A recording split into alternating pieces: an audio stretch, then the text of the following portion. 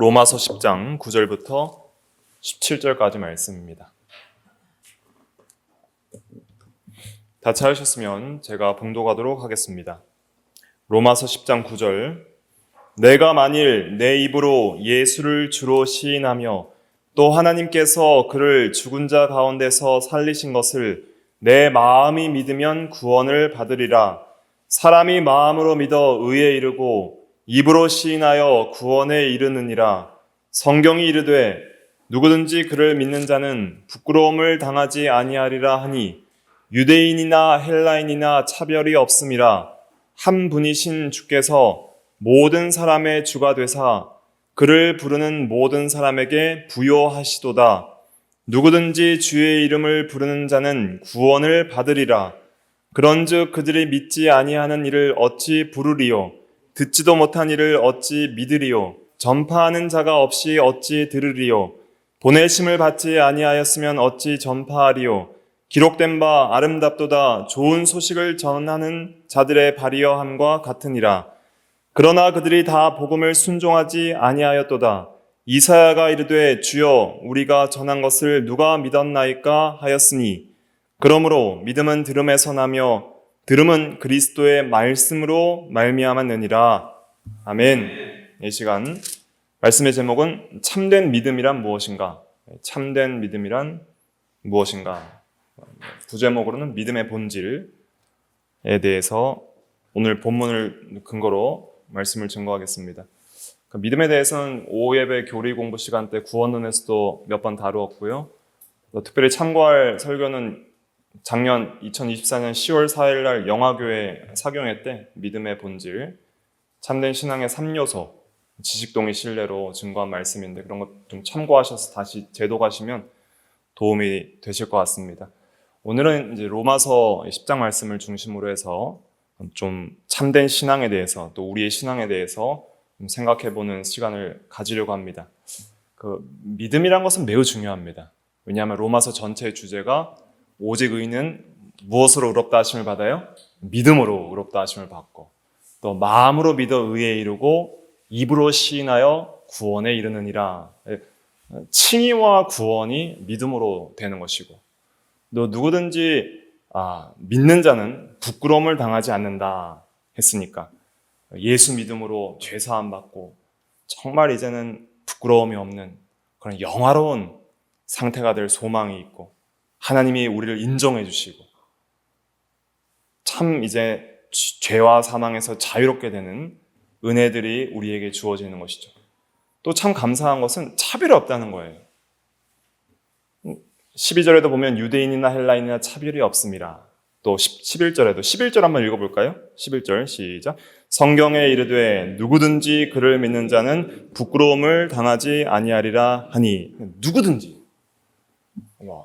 죄인이나 좀 사회적으로 상대적으로 죄인이라고 취급받고 예수님 시대 때에도 세리와 창기들 같이 정말 그 당시에 가장 악한 자라고 취급받는 자들도 누구든지 예수를 믿으면 차별이 없어요. 차별이 없다는 것은 너는 은혜를 조금만 주고 너는 많이 줄게 이렇게 하지 않으세요. 예수님께 나오는 자는 누구든지 어떻게 살았든지 딱 하나 믿음만 보시는 거예요. 믿음만. 그러니까 믿음만 있으면 모든 사람에게 부여하시도다 그랬어요. 주님께서. 12절 읽어볼게요. 12절 시작. 유대인이나 헬라인이나 차별이 없음이라. 한 분이신 주께서 모든 사람의 주가 되사 그를 부르는 모든 사람에게 부여하시도다. 그를 부르는 모든 사람에게 부여하시도다. 이게 중요한 말씀인데 믿음으로 이제 예수를 부르잖아요. 주님, 제가 주님을 의지합니다. 내가 주님을 믿습니다. 이 부르는 거예요. 시인하는 거예요. 신앙 고백하는 거예요. 그렇게 주님을 부를 때 너는 내가 은혜를 조금만 줄게. 이렇게 하지 않아요. 모든 사람에게 다 부여하시다는 거예요. 풍성하게 주는 거예요. 부족함이 없이 주시는 거예요. 이런 분이 없어요. 여러분들도 다 차별이 있으시잖아요.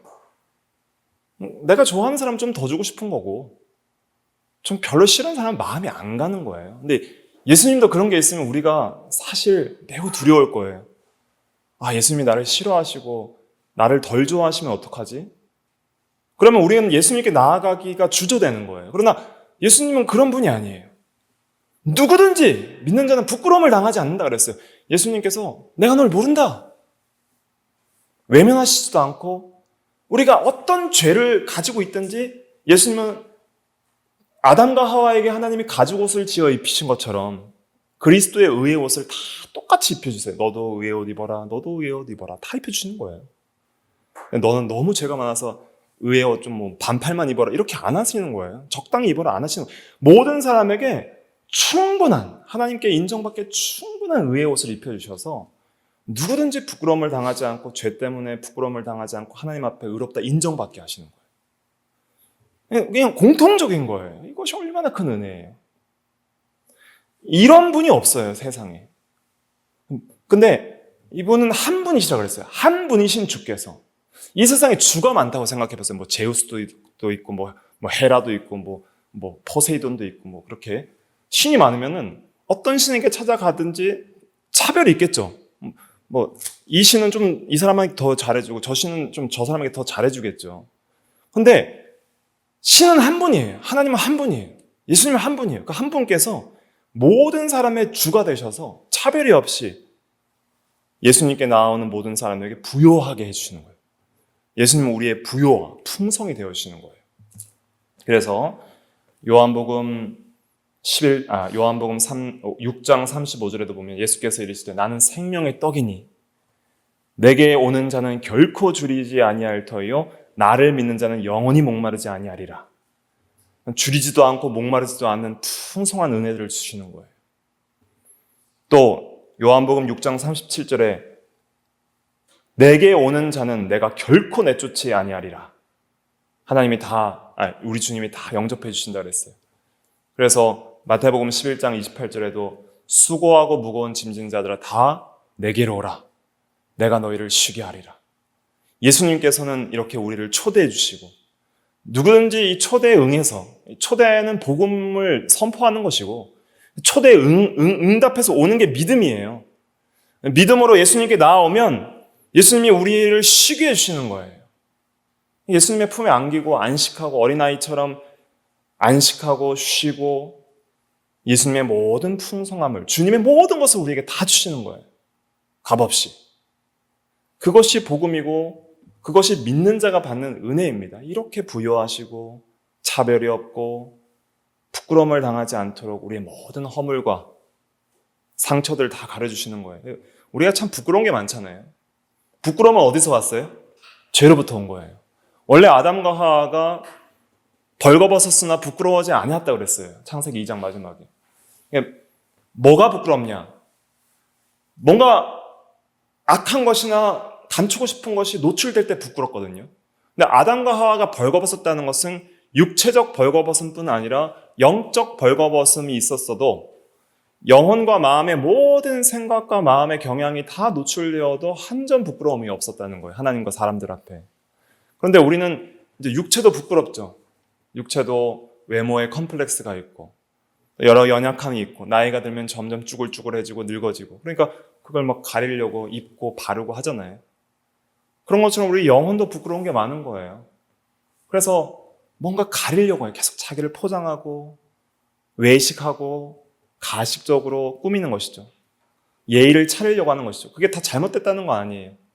정말 진실하게 사람들 앞에 나의 악함보다 덜 악하게 대하려고 노력하는 거 중요한 거예요. 예의가 있어야 돼요. 그러나 외식과 가식은 잘못된 것이죠.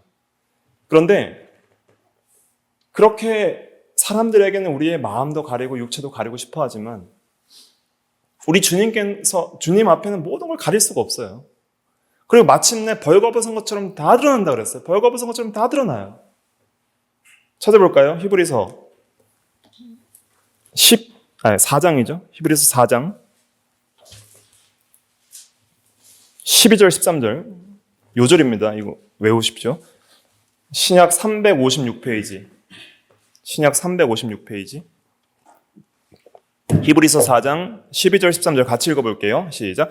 하나님의 말씀은 살아있고 활력이 있어 좌우의 날선 어떤 검보다도 예리하여 혼과 영과 및 관절과 골수를 찔러 쪼개기까지 하며 또 마음의 생각과 뜻을 판단하나니 지으신 것이 하나도 그 앞에 나타나지 않음이 없고 우리의 결산을 받으실 이의 눈앞에 만물이 벌거벗은 것 같이 드러나느니라. 네, 드러나느니라.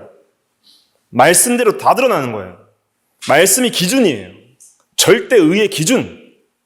말씀대로 했느냐 안 했느냐. 너의 마음과 생각과 의도와 영혼, 관절, 골수, 마음과 생각과 뜻을 판단하는 말씀이 살아있고 활력이 있어서 살아있습니다. 하나님의 말씀은 살아있어요. 그 살아있는 말씀이 우리의 마음을 지금도 판단하고 있고, 그러나 지금은 은혜의 때예요. 지금은 은혜의 때. 보라, 지금은 은혜의 때로다. 은혜 받을 만한 때로다. 아직은 구원의 기회가 있고 믿을 기회가 있어요. 그러나 마지막 심판 때까지 믿지 않는 자에게는 벌거벗은 것처럼 다 드러날 것입니다. 그렇게 감추고 아무에게도 안 들켰다 할지라도 하나님 앞에 다 드러나는 거예요. 그때 부끄러움을 당하지 않을 자가 복 있는 자예요. 그때 하나님께서 인정해 주시고 의롭다 해 주시고 하나님께서 사랑해 주시는 자, 그 자가 복 있는 자인데 그 복을 우리가 어떻게 받는가? 오직 믿음으로 받는 거예요. 아무것도 한 게 없어요. 우리가 만들어 놓은 것도 없고 한 것도 없어요. 믿음조차 하나님이 주시는 거니까. 믿기 싫어하는 사람을 믿는 마음을 주셔서 믿게 하시는 거예요. 자원에서. 누가 예수를 믿었습니까? 귀를 가리고 눈으로 보지 않고 귀로 듣지 않으려고 했죠. 오늘 읽은 본문 10장 16절에도 그들이 다 복음을 순종하지 아니하였도다. 이사야가 이르되 주여 우리가 전한 것을 누가 믿었나이까? 다 안 믿으려고 하는 거예요. 믿기 싫으니까. 그러나 그 마음을 믿게 하시고 또 믿는 자에게 이 모든 은혜를 주셔서 차별이 없이 부끄러움을 당하지 않도록 우리에게 모든 사람에게 풍요와 부여가 되신 주님, 이 주님을 우리가 얻는다는 것이 얼마나 귀한 것인지를 진리를 통해서 깊이 깨닫고 믿음으로 경험해야 됩니다. 이게 경험돼야 돼요. 내가 하나님 앞에 인정받고 하나님의 사랑의 대상자가 되고 주님이 나의 모든 부여와 풍요가 되어서 나의 모든 것이 되어주신다는 것이 경험돼야 되는 거예요. 그것이 나의 힘이 되고 영혼의 능력이 되고 세상에서 썩어져 가는 세상에서 소망이 돼야 되는 것이죠. 그래서 이 믿음이라는 게 참 귀하고 중요하고 참된 믿음이 이렇게 귀한 것이구나 하는 것을 우리가 깨닫게 되는 것입니다. 그럼 믿음이 어디서 오는가 우리가 오늘 본문을 통해서 살펴볼 수 있는데요. 다시 오늘 본문으로 돌아오셔서 10장 13절부터죠. 13절부터 15절까지 같이 읽어볼게요. 시작. 누구든지 주의 이름을 부르는 자는 구원을 받으리라. 그런즉 그들이 믿지 아니하는 이를 어찌 부르리요? 듣지도 못한 이를 어찌 믿으리요? 전파하는 자가 없이 어찌 들으리요? 보내심을 받지 아니하였으면 어찌 전파하리요? 기록된 바 아름답도다. 좋은 소식을 전하는 자들의 발이여 함과 같으니라. 네. 주의 이름을 부르는 자는 누구든지 구원을 받으리라 그랬습니다. 참된 믿음은 그 표현이 나타나게 되어 있어요. 증거와 표현이 있어요. 내가 진짜 참된 믿음을 가졌다 하는 것은 주의 이름을 부르는 것으로 반드시 표현되게 되어 있습니다. 참된 믿음은 표현돼야 돼요. 외적으로 드러나야 돼요. 그것은 주의 이름을 부르는 것입니다. 주의 이름을 부른다는 것은 참된 믿음의 표현이에요. 근데 이 믿음을 표현할 때 우리는 어떤 방식으로 표현하는가? 첫째, 기도로 표현하죠. 기도로. 주님, 내가 주님을 믿습니다. 주여 나를 구원하소서. 주님은 예수는 나의 주이시고 나를 위해 죽으셨다가 부활하심을 내가 믿습니다. 이렇게 개인적인 굳은 신뢰를 가지고 주님을 의지하는 기도를 드릴 때 이 사람이 참 믿음이 있구나 하는 것을 알 수 있는 거예요. 내가 믿음이 있다는 걸 어떻게 알 수 있는가? 하나님께 진실한 기도를 올릴 때 주의 이름을 부르면서 그것이 믿음의 표현이에요. 그래서 무릎 꿇고 기도하는 그리스도인은 믿음이 있다는 증거예요. 여러분들에게 믿음이 있다는 증거는 여러분들이 기도하는 생활을 보면 알 수 있습니다. 하루에 얼마나 기도하느냐, 얼마나 간절히 주님을 부르고 찾느냐, 그게 믿음의 척도예요. 믿음이 없는 사람들은 기도하지 않습니다. 자기를 의지하고 세상을 의지하고 다른 걸 의지하죠. 의지할 게 많은 거예요. 그러나 하나님이 모든 것에 주이시다는 것을 아는 분은 하나님만 의지합니다. 기도하는 것이죠. 또 주의 이름을 부른다는 것은 예배의 의미가 있습니다. 창세기 4장 26절에 보면 에노스 때에 비로소 사람들이 여호와의 이름을 불렀더라. 구약 성경의 많은 성경에서 여호와의 이름을 불렀다는 말이 나오는데 그것은 예배 드렸다는 뜻입니다. 우리도 오늘 이 예배의 자리에 나와서 하나님의 이름을 부르고 예배를 드리는 것이죠. 이런 예배를 통해서 우리의 믿음을 표현하는 것입니다. 내가 참으로 하나님을 섬기고 하나님을 믿는 것을 예배를 통해서 표현하죠. 또 찬양을 통해서도 주의 이름을 부를 수 있습니다. 그래서 이렇게 주의 이름을 부르는 것은 매우 중요하고 이것은 참된 믿음의 증거고 또 이렇게 주님의 이름을 부를수록 우리의 믿음이 또 더 자라나게 되어 있어요. 더 찾고 더 부르고 더 의지할수록 우리의 믿음이 자라나는 것이죠. 그럼 이렇게 부르려면 우리가 믿어야 됩니다. 믿지 아니하는 일을 어찌 부르리요 그랬잖아요. 14절에. 부르려면 어떻게 해야 돼요? 믿어야 돼요. 믿으려면 어떻게 해야 돼요? 들어야 돼요. 그냥 믿어지는 게 아니라 맹신이 아니라 지식이 있어야 돼요. 지식을 들어야 돼요. 그래서 듣지도 못한 일을 어찌 믿으리요 그랬잖아요. 믿으려면 들어야 됩니다. 들으려면 어떤 사람이 있어야 돼요? 전파자가 있어요. 전파. 선포하고 설교하고 전도하는 전파자가 있어야 돼요. 그럼 그 전파자가 있으려면 어떻게 해야 돼요? 누군가가 보내셔야 돼요. 보내심을 받지 아니하면 어떻게 전파하리요 그랬습니다. 그러니까 이 순서대로 하면은 부르려면 믿어야 되고 믿으려면 들어야 되고 들으려면 전파해야 되고 전파하려면 보내심을 받아야 돼요. 그래서 보내심을 받은 자가 전파하는 것을 들음으로 믿어서 부르는 거예요. 이해되시죠? 그래서 한번 따라해 보실까요? 보냄, 전파, 들음, 믿음, 부름. 이렇게 이제 믿음이 생기는 거예요. 그럼 보내심을 받지 않았으면 어떻게 전파하려고 그랬잖아요. 보내시는 분은 누굴까요? 하나님이세요. 하나님이 보내는 거예요. 눈을 들어 들판을 보라. 추수할 것이 많다. 추수할 것은 많은데 추수할 일꾼이 없으니 추수하는 주인에게 일꾼을 보내달라고 구하여라 그랬잖아요.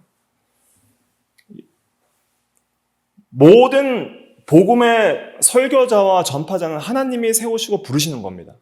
그리고 보내시는 거예요. 사도라는 것도 아포스톨로스인데 보내심을 받은 자란 뜻이에요. 예수님께서도 제자들을 보내셨어요. 둘씩. 하나님이 보내시는 것입니다. 여러분들도 누군가에게 복음을 전할 때 하나님이 보내셨다는 생각을 가지셔야 됩니다. 그리고 모든 참된 설교자들은 하나님이 세우신 거예요. 그 사람이 잘나서 세운 게 아니라 저도 잘난 거 하나도 없지만은 그냥 하나님이 보내시니까 어쩔 수 없이 순종하여 가는 거예요. 그리고 그 설교자는 자기 말을 하는 게 아닙니다. 자기 생각을 전하는 게 아니에요. 예수 그리스도의 말씀을 전하는 거예요. 믿음은 들음에서 나며 들음은 그리스도의 뭐로 말미암았느니라? 말씀으로 말미암았느니라. 17절에. 그러니까 들음은 그리스도의 말씀을 말미암지 설교자 자기 말로 말미암는 것이 아니에요. 그래서 설교자는 반드시 하나님의 말씀, 성경을 바르게 선포해야 할 의무가 있습니다. 그렇지 않으면 설교자는 그 가치가 없는 거예요. 하나님의 심판을 받게 되어 있습니다. 설교자는 자기가 하고 싶은 말 할 수 있는 사람이 아니에요. 설교 시간은 그래요. 그리고 뭐 강의 시간이나 이렇게 사설을 나눌 수 있는 개인적 교제 시간에는 뭐 제 생각은 이렇습니다, 저렇습니다 말할 수 있지만 설교할 때에는 최대한 하나님의 말씀의 영광과 뜻에 가려지지 않는 언어들을 사용해서 그 말씀만이 선포될 수 있도록 최선을 다해서 설교하는 것이 설교자의 의무입니다. 본분이에요. 그러면 설교자는 그렇게 설교해야 되고요. 설교자가 만약 성경대로 성경에 위반되지 않게 설교되었으면은 그 말씀은 김은택 개인의 말씀으로 받으셔야 돼요? 하나님의 말씀으로 받으셔야 돼요? 하나님의 말씀으로 받으셔야 돼요. 전하는 사람도 자기가 하나님의 말씀으로 받고 그 앞에 회개하고 무릎 꿇는 것이고 받는 사람도 하나님의 말씀으로 받아야 하는 거예요. 듣고 싶든지 안 듣고 싶든지 하나님의 말씀을 받으셔야 돼요. 오늘날 많은 설교자들이 자기 인기 있는 사람들이 듣기 좋은 말들을 하는 분들이 있는데 그것은 옳은 게 아니에요.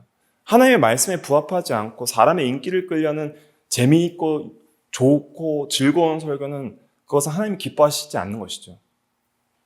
그냥 성경을 순수하게 그대로 그 본문의 의미들을 풀어서 성경을 통해서 성경을 증거하는 것이 가장 중요한 것입니다. 그러면 보내신 자도 하나님이시고 전파하는 자도 하나님이신 걸 믿는 것이 참된 신앙의 중요한 요소예요. 그러니까 부족한 설교자를 통해서 하나님께서 인격적으로 설교하시는 거예요. 성경도 기록된 하나님의 말씀이에요. 성경이라는 것은 40명 이상의 저자들이 약 1500, 1600년 동안 성령의 감동으로 오류 없이 기록한 거예요. 성령께서 직접 기록하실 수도 있지만 인간 저자들을 사용하셔서 인격적으로 기록하셨어요.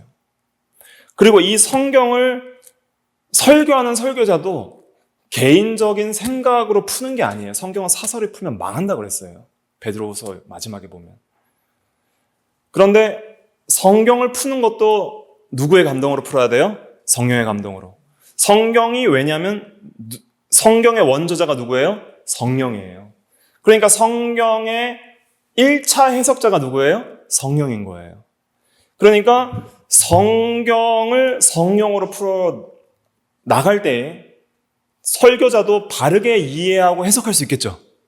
그리고 듣는 사람도 이해가 되는 거예요. 그러니까 성령으로 성경을 풀 때에 설교자도 바로 풀 수 있고 듣는 사람도 바르게 믿을 수 있어요. 그래서 믿음에 있어서 참된 믿음에 있어서 첫 번째 중요한 요소가 지적 요소인데 이게 들음인데 들음으로 말미암는 지적 요소인데 이 지적 요소의 근본적인 그 지적 요소의 근거는 말씀이에요. 그래서 한번 따라해 보실까요? 믿음은 들음에서 나며 들음은 그리스도의 말씀으로 말미암았느니라. 들음은 그리스도의 말씀으로 말미암았느니라. 그러면 그리스도의 말씀으로 말미암았다 그랬으니까 그 지적 요소의 근거는 그리스도의 말씀, 하나님의 말씀, 성경이에요. 그래서 성경은 따라 보실까요? 기록된 하나님의 말씀. 하나님의 말씀을 믿어야 되는 거예요, 성경은. 성경은 권위가 있어요. 하나님의 말씀을 우리가 믿는 거예요. 그리고 이 성경을 우리가 풀어나갈 때에도 하나님의 말씀으로 풀어야 돼요. 그래서 데살로니가 전서 2장 13절에 보면은 데살로니가 성도들이 한번 찾아볼까요? 데살로니가 전서 2장 13절에 설교를 들을 때에 하나님의 말씀으로 들었다 그랬어요. 데살로니가 전서 신약 330페이지 데살로니가 전서 2장 13절 330페이지 2장 13절입니다. 요절이에요. 같이 읽어볼게요. 시작. 이러므로 우리가 하나님께 끊임없이 감사함은 너희가 우리에게 들은 바 하나님의 말씀을 받을 때에 사람의 말로 받지 아니하고 하나님의 말씀으로 받음이니 진실로 그러하도다. 이 말씀이 또한 너희 믿는 자 가운데에서 역사하느니라. 네, 성경대로 바르게 성령의 감동대로 해석된 설교는 그 설교 자체가 듣고 싶든지 안 듣고 싶은 말이든지 상관없이 하나님의 말씀으로 받는 것이 믿음입니다.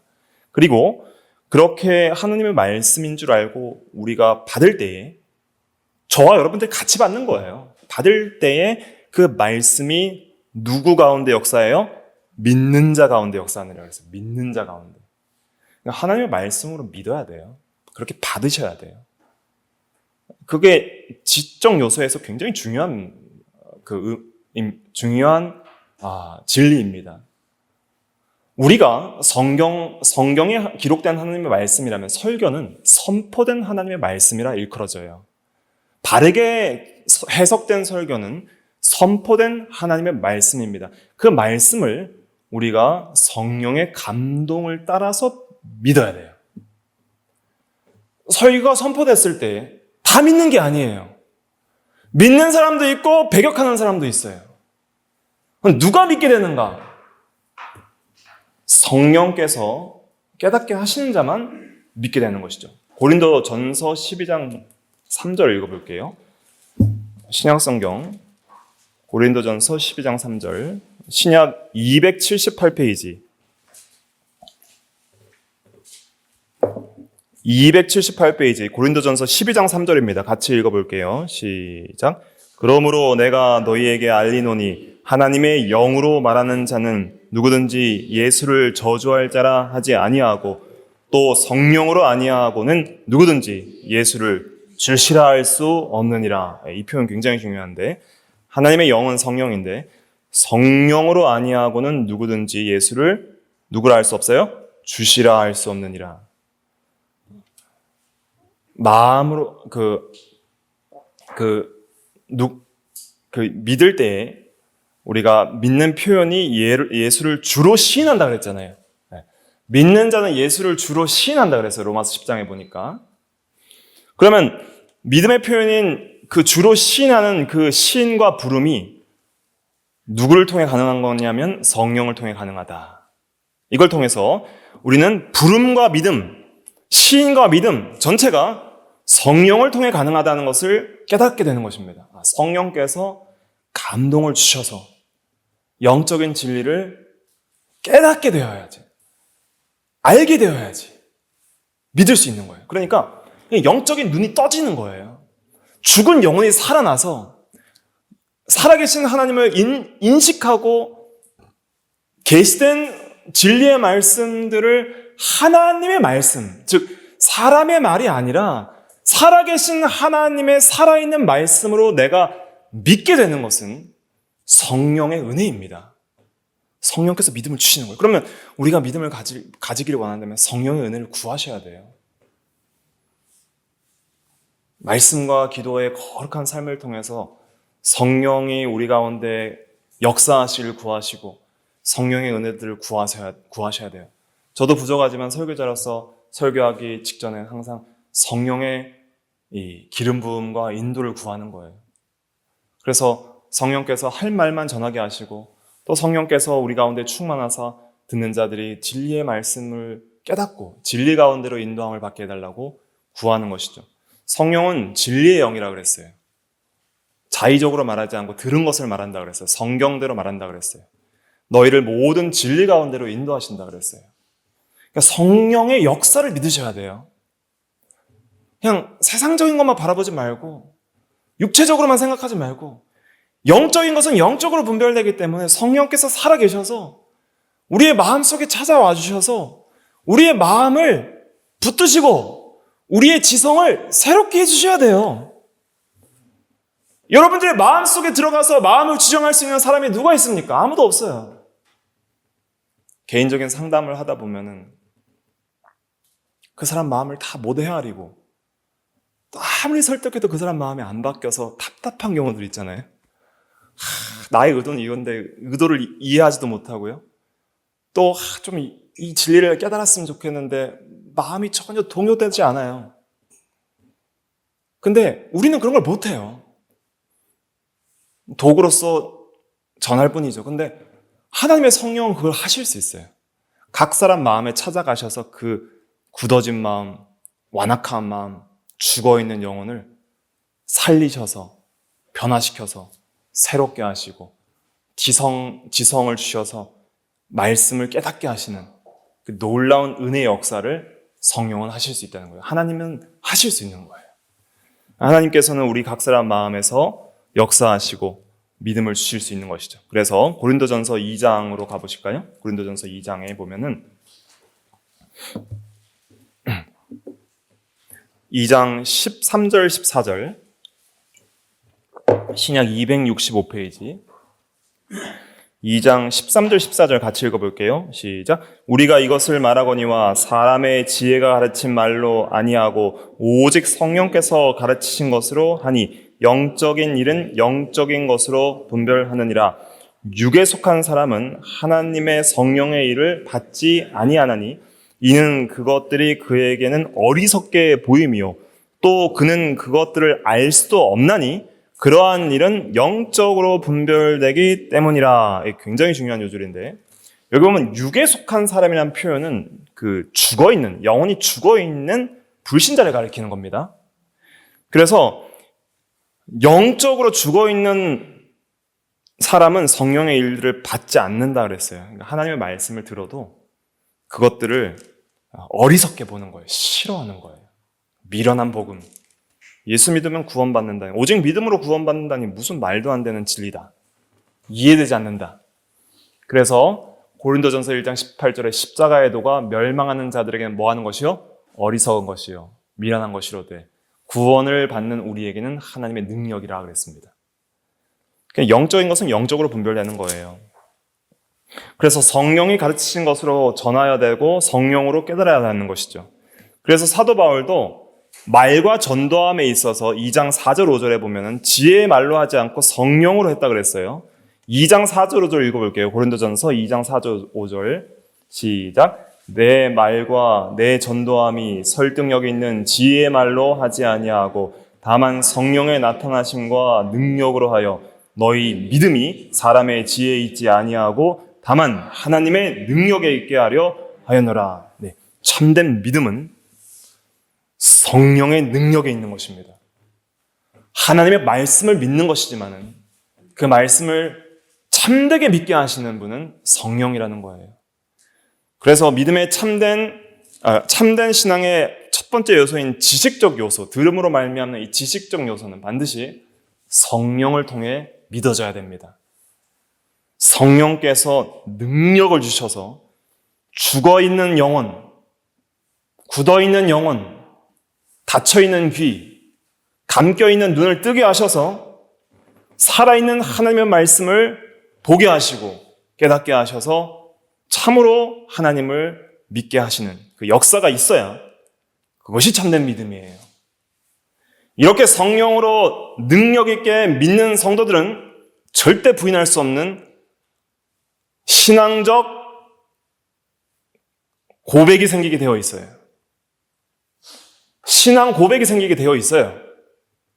내적 증거가 있기 때문에 예수님의 이름을 부르지 않을 수 없는 신앙 고백이 생기게 되어 있어요.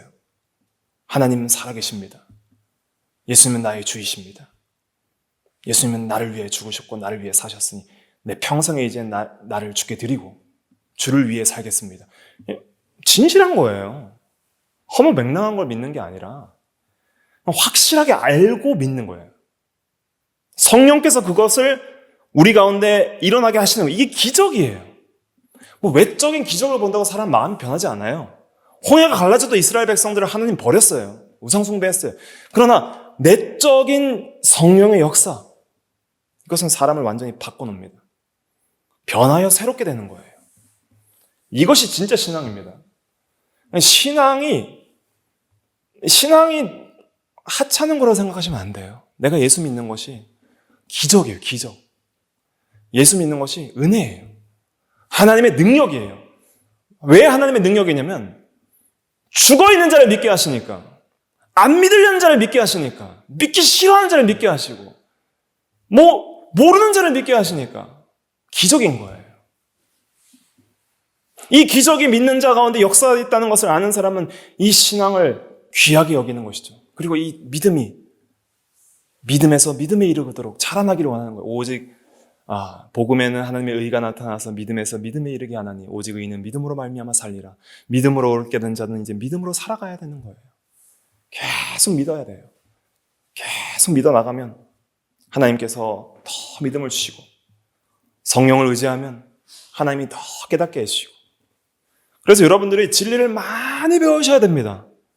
성경을 많이 배우시고 성령의 감동을 구하셔야 돼요. 성경 읽을 때마다 기도하셔야 됩니다. 성경을 읽을 때마다 그냥 아무 감동 없이 읽으면 안 되고, 이 시간 성령께서 우리의 마음을 진리 가운데로 인도하사 진리를 깨닫게 하소서 하고 하나님의 말씀으로 우리가 받도록 읽어야 되고, 설교도 그렇게 들어야 되고, 마음에 새겨야 되고, 그리고 매일 묵상해야 되고, 그렇게 살 때 믿음, 성경과 성령이 함께 하셔서 우리의 믿음을 일으키시고 강화시키는 거예요. 성경과 성령이 함께 하셔서 우리의 믿음을 일으키시고 강화시키는 것이다. 이게 믿음의 지적 요소예요. 그 다음에 진리를 많이 배워도 다른 유다처럼 전혀 마음이 변화되지 않는 사람들이 있어요. 왜 그러냐면 진리를 어느 정도 지식적으로 잘 이제 이렇게 인간의 지혜로 깨달을 수 있는 그러한 수준이 있거든요. 네, 그래서 예수 안 믿는 사람들도 신학 박사들을 할 수 있는 거예요. 여러분들이 참된 성령으로 말미암은 능력으로 믿음이 없어도 신앙생활을 할 수 있어요, 형식적으로. 그런데 진짜 믿음에는 뭐가 있냐면은 반드시 성령의 기쁨으로 말씀을 받는 게 있어요. 네, 참된 신앙의 두 번째 요소는 감정적인 요소인데 동의하는 것이고 진리를 사랑하는 거예요. 감정은 뭐냐면은 그 신앙의 대상인 지적 대상을 사랑하는 거예요. 들은 대상을 사랑하는 거예요. 진리를 사랑하고 성경을 사랑하고 진리를 사랑하고 하나님을 사랑하고 구원의 복음을 사랑하는 거예요. 율법을 사랑하는 거예요. 그게 참된 신앙의 감정적 요소고 우리가 믿을 때 예수를 믿게 하는 동의적 요소예요. 그래서 데살로니가 전서 1장 6절 찾아볼게요. 성경을 좀 많이 찾는데 이 성경을 근거로 해서 해석을 해야 되기 때문에 이 찾는 건 다 요절이니까 잊지 마시고 꼭 기억하셔서 제독하시기 바랍니다. 신약 329페이지 데살로니가 전서 1장 6절 말씀 같이 읽어볼게요. 시작. 또 너희는 많은 환난 가운데서 성령의 기쁨으로 말씀을 받아 우리와 주를 본받는 자가 되었으니. 예. 말씀을 하나님의 말씀으로 받을 때 반드시 성령의 기쁨으로 받는 게 있어야 됩니다. 이건 감정적 요소예요. 이 감정적 요소가 왜 중요하냐면 우리는 어떤 지식을 얻는다 할지라도 그 지식에 대해서 사랑이 없으면 그 진리를 믿지 않게 되어 있어요. 또 불순종하게 되어 있어요. 과감하게 버리게 되어 있습니다. 그래서 믿지 않는 사람의 특징이 뭐냐면 예수 안 믿는 사람들의 특징이 뭐냐면 진리를 사랑하지 않아요. 우리도 똑같아요. 여러분들이 예수 믿었다 할지라도 왜 우리가 불신앙과 불순종으로 죄악된 길을 가느냐? 그 순간에는 뭘 사랑하지 않아요? 진리를 사랑하지 않아요. 데살로니가 후서 2장 10절 찾아볼게요. 데살로니가 후서 2장 10절 2장 10절부터 12절까지가 또 요절이에요. 335페이지 데살로니가 후서 2장 10절부터 12절 읽어볼게요. 시작. 불의의 모든 속임으로 멸망하는 자들에게 있으리니 이는 그들이 진리의 사랑을 받지 아니하여 구원함을 받지 못함이라. 이러므로 하나님이 미혹의 역사를 그들에게 보내사 거짓 것을 믿게 하심은 진리를 믿지 않고 불의를 좋아하는 모든 자들로 하여금 심판을 받게 하려 하심이라. 네. 왜 안 믿냐면 미혹의 역사를 당하게 하시는데 막 이단 믿고 거짓 것 믿고 하잖아요. 왜 저렇게 못 믿을까? 왜냐하면 진리를 믿지 않고 불의를 좋아하기 때문이에요. 불의를 좋아하고 진리의 사랑을 받지 않는다는 것은 진리를 사랑하지 않는다 이런 뜻입니다. 진리를 사랑하지 않고 불의를 좋아하는 자들에게 그들을 내버려 두시는 거예요. 하나님. 그렇게 살아라. 그러니까 안 믿는 거예요. 우리도 똑같습니다. 우리에게 여전히 이런 것이 있어요. 진리를 사랑하지 않고 불의를 좋아하는 옛사람에 속한 정욕들이 있어요. 그 정욕을 이길 능력은 우리에게 없습니다. 정욕이라는 것은 사랑의 욕구거든요. 뭘 사랑하는 거예요? 죄를 사랑하는 거예요. 내가 사랑하는 것을 이길 힘이 없어요, 내 안에는. 내가 좋아하는데 어떻게 그걸 이기겠어요? 그걸 이길 수 있는 힘은 진리와 성령밖에 없어요. 예수 그리스도의 보혈의 능력밖에 없어요. 그 십자가의 은혜와 사랑만이 그걸 이기게 하는 거예요. 그거 외에는 내가 사랑하는 것을 바꾸게 만들지 못해요. 그러니까 이 악한 욕망과 죄악된 성향들, 이 경향성인데 사람은 무언가를 계속 추구하고 사랑하게 되어 있어요. 하나님은 그렇게 창조하셨어요. 그런데 죄를 사랑하는 것이 타락한 인생들의 현 주소인 거예요. 그러니까 그 진리를 사랑하지 않는, 여러분들 진리를 사랑하세요? 진리를 사랑하는 마음이 있죠? 그건 이제 중생하였고 성령으로 말미암아 믿었다는 참된 신앙의 증거예요. 그런데 여전히 진리를 사랑하지 않는 마음도 있죠. 두 마음이 공존해요. 때로는 진리를 사랑하지 않아요. 왜냐하면 그것보다 더 좋은 게 있으니까. 그것보다 더 죄악의 낙이 좋으니까. 그것보다 더 세상이 좋으니까. 그것보다 자기가 좋아하는 자기 생각이 있으니까. 자기 생각 따라가면 진리를 믿지 않고 과감하게 버리고 불순종하는 거예요. 그냥 우리가 신앙생활 하다가 순간적으로 죄의 유혹에 빠져서 진리를 버리고 하나님을 버리고 불순종할 때 진리를 사랑하지 않고 불의를 좋아하니까 그렇게 되는 거예요. 인정하셔야 되는 거예요. 그러면 참된 믿음은 뭐예요? 진리를 사랑하게 하시는 성령의 역사예요. 성령의 기쁨으로 말씀을 받는다 그랬어요. 성령의 기쁨으로 하나님의 말씀을 받게 하여 주시옵소서. 진리를 사랑하게 하여 주시옵소서. 그렇게 우리가 간절히 구해야 됩니다. 그럴 때 여러분들이 진리를 성령으로 깨닫고 진리를 성령으로 사랑하면 정말 강력한 믿음이 나오는데 절대적으로 하나님의 말씀을 의지하고 개인적으로 굳게 신뢰하게 되어 있어요. 한번 따라해 보실까요? 개인적 굳은 신뢰. 개인적 굳은 신뢰. 이것이 믿음의 세 번째 요소인 신뢰, 의지적 결단이에요. 의지라는 것은 마음의 선택으로서 결단하는 거예요. 나는 이제 하나님만 섬기겠습니다. 진리만을 믿고 따르겠습니다. 의지적 결단. 그리고 말씀과 하나님을 굳게 신뢰하고, 신뢰한다는 것은 모든 걸 맡기는 거예요. 전적으로 의지하는 마음, 전적 의존적, 의지적 마음. 그래서 우리의 모든 생사화복과 영육 전체를 하나님과 그의 말씀께 부탁하고 말씀께 맡기고 주의 말씀이 우리를 붙드시고 주의 말씀대로 살아가게 하옵소서. 계속 말씀을 의지해서 기도하는 거예요. 말씀을 의지해서 부르는 거예요. 주여, 주님을 부르고 주의 말씀으로 우리를 새롭게 하여 주시옵소서. 말씀대로 믿게 하여 주시옵소서. 말씀대로 순종하게 하여 주시옵소서. 말씀을 의지하는 게 이게 믿음이에요. 말씀을 붙들고 이대로 믿고 이대로 순종하게 하여 주시옵소서. 믿음의 대상이 말씀이고 믿음의 대상이 말씀하신 하나님이에요. 그러니까 하나님의 말씀을 믿는다는 것은 그 말씀을 하신 분을 믿는다는 것입니다. 말씀과 말씀하는 대상에 대한 믿음은 같이 가는 거예요. 누군가를 믿으면 그 하는 사람의 말을 믿게 되어 있어요. 하나님을 믿으면 말씀을 믿게 되어 있어요. 우리의 믿음의 대상은 그리스도의 말씀이요 그리스도요 하나님이십니다. 그 하나님을 온전히 믿고 의지하는 것이, 그것이 이 믿음의 세 번째 요소인 신뢰예요. 신뢰. 지식, 동의, 감정적으로 그것을 긍정하고 사랑하는 것, 그 다음에 신뢰. 신뢰하는 것은 마음의 의지적 결단인데 이제는 하나님만을 개인적으로 굳게 신뢰하고 그리고 그분만을 붙드는 거예요. 여러분들이 말씀을 붙들고 하나님을 붙들 때 참된 안식을 발견하게 됩니다. 그것만큼 좋은 게 없어요. 괜찮아요. 여러분들이 지금까지 어떤 죄를 지었든지 괜찮아요. 죄에 대한 결과의 책임은 지셔야 됩니다. 여러분들이 이 세상에서 죄를 지으면 죄에 대한 결과의 책임은 지셔야 돼요. 그러나 하나님께서는 누구든지 주의 이름을 부르는 자는 뭘 당하지 않게 하셔요? 부끄러움을 당하지 않게 하세요. 우리를 받아주세요. 차별이 없어요. 너는 내가 감당이 안 된다. 우리는 감당이 안 되는 사람들이 있잖아요. 너까지는 내가 감당 못하겠다.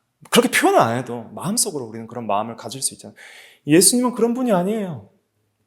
누구든지 그분께 나오면 차별 없이 다 받아주시고 모든 사람에게 부요가 되어주세요. 풍성함이 되어주세요. 문제는 뭐냐면 우리가 믿음이 없어서 그래요.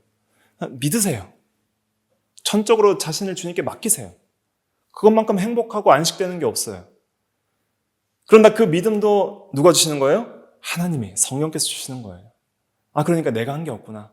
성령께서 믿게 하셨고 성령께서 이 악한 마음을 바꾸서 성령의 기쁨으로 진리를 사랑하게 하셨고 주님을 의지하게 하시는구나. 이 깊도다 하나님의 은혜와 진리의 지식에 부요하며 하면서 우리는 그걸 다 받아들이는 거예요. 받아들이고 다 의지하세요.